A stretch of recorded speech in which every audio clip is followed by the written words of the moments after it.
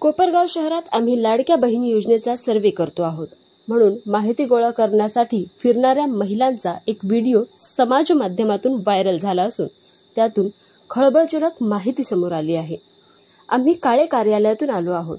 जर आमदार काळे यांच्या पोस्टर सोबत फोटो काढून फॉर्म अपलोड केला नाही तर पैसे येणार नाही असे सांगून माहिती गोळा करणाऱ्या महिलेने आमदार काळे यांच्या यंत्रणेला संशयाच्या भोवऱ्यात उभे केले आहे.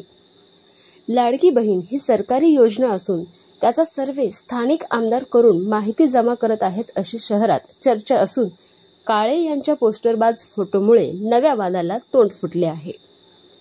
सरकारी योजनेच्या नावाचा गैरवापर करून माहिती संकलित करणे आणि फॉर्म भरला नाही तर सामान्य महिलांना पैसे येणार नाही असे शब्दप्रयोग करणे हे संपूर्ण कोपरगाव तालुक्यात चर्चेचा विषय ठरल्याने नागरिकांच्या नाराजीचा सामना आमदार काळे यांना आता करावा लागतो आहे.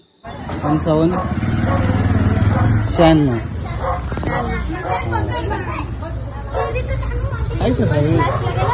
काय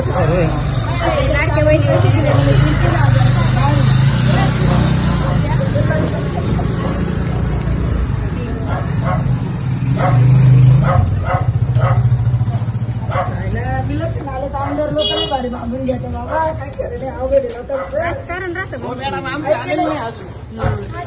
नाही हा पण नाही हा असं म्हणजे हे ऍप कोणाचं गव्हर्नमेंटचं आहे का?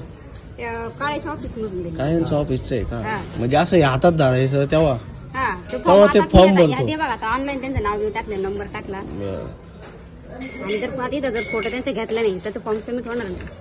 असं आहे का? मग पैसे येणार नाही हो. कसं काय असं आहे का?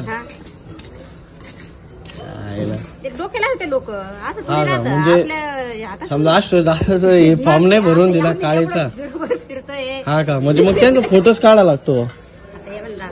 नाही तर पैसे येणार नाही व.